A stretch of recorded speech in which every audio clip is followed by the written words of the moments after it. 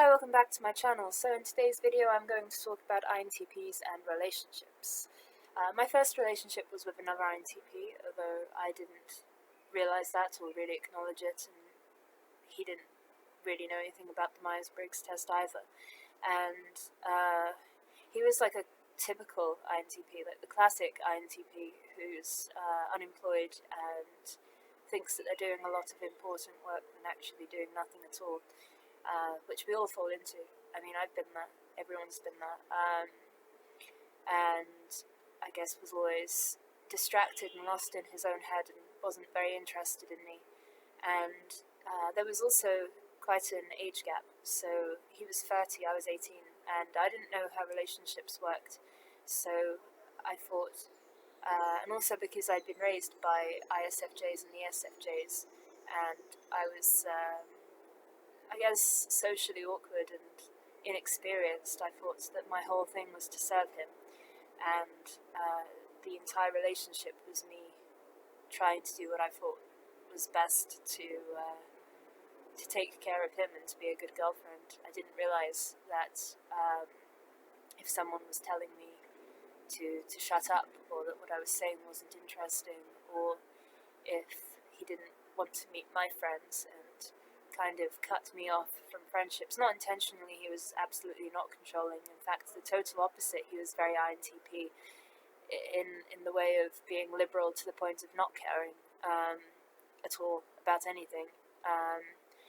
It felt like life had been absorbed into his, and I remember after the relationship, or towards the end of it, starting to get a sense of what I wanted my life to be, and leaving. It was not a good relationship. I think it damaged my sense of self in a lot of ways, although it helped me in others because he was so much older and because he had access to culture somewhat through wanting to be a filmmaker, and it gave me a lot of exposure to film and to music, and not that I wasn't interested in it already. I mean, being INTP, I've got far too many interests in too many things. I was 18 and didn't know how these things worked, or didn't have any real self to give to the relationship, although I felt I gave everything, and I did give everything. I just ended up totally servile and overlooked. He did love me, and we were really close. We were each other's best friends, but he just didn't want to be with me and felt that it was a waste of time because he wanted to have a career as a filmmaker.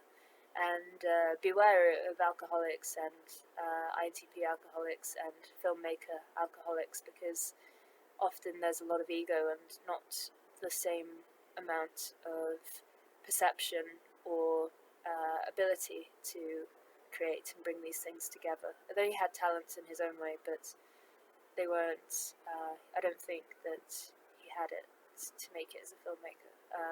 But I don't know. And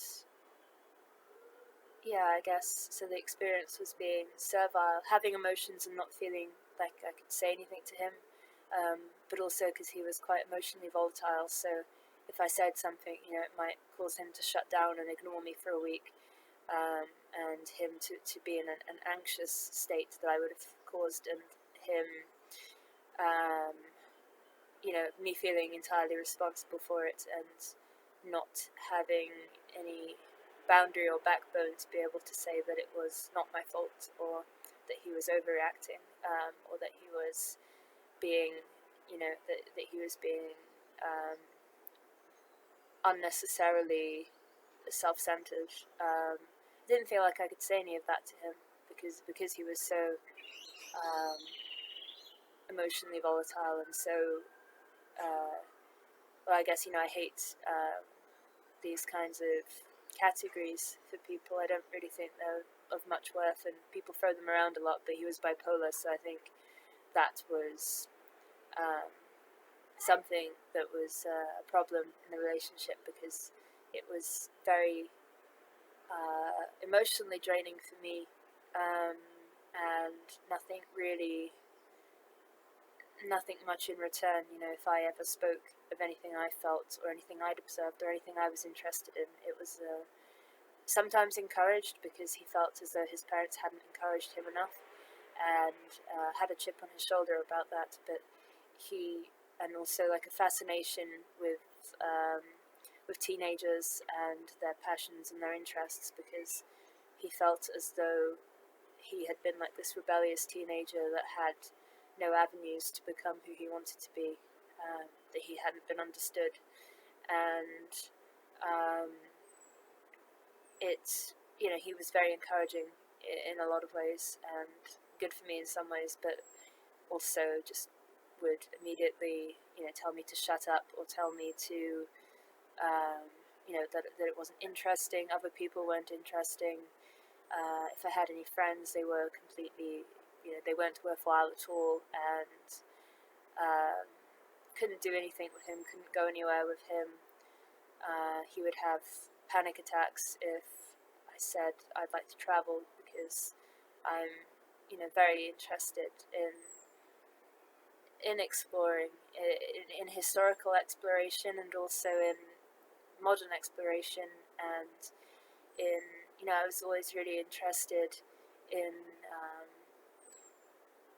in history, and in like naval history and stuff. And he told me that was evil, and if I showed him anything that was related to even the Olympics, I thought that the 2012 Olympics were interesting in the way that they staged it, and it was staged by Danny Boyle as well, who he was a big fan of, so you would have thought that he would have found that interesting. But he actually left my flat, my house, my room, I don't even know what you would have called it, and just kind of disappeared on me because I was talking about the Olympics, which he said was an evil institution, and couldn't believe that I would be interested in it. And I would, because I'm half Cypriot, I would say about wanting to go to Cyprus, or wanting to travel, not even to see family in Cyprus. I can understand if people don't want to meet family, or they find those situations anxiety inducing, but I don't currently have any contact with family in Cyprus because I didn't grow up with them. So it was just an interest in traveling, or perhaps to Romania. I love Romania. And he would have like a panic attack and then blame me for it, and say that traveling was pointless. And it was just, he was INTP to the extreme that he could only do things if he was drunk and at a party and the centre of attention, or he couldn't do it at all, and had to fence himself in with almost extreme routines, extreme systems, systematizing in his mind, extremely OCD, which I later became OCD, but that wasn't relating to him, although I think perhaps it was related to the fact that when we were together and I lived with him momentarily, I was almost in total isolation, because that was the kind of lifestyle that he had created and I was complicit in. So I think, it was just not a healthy relationship.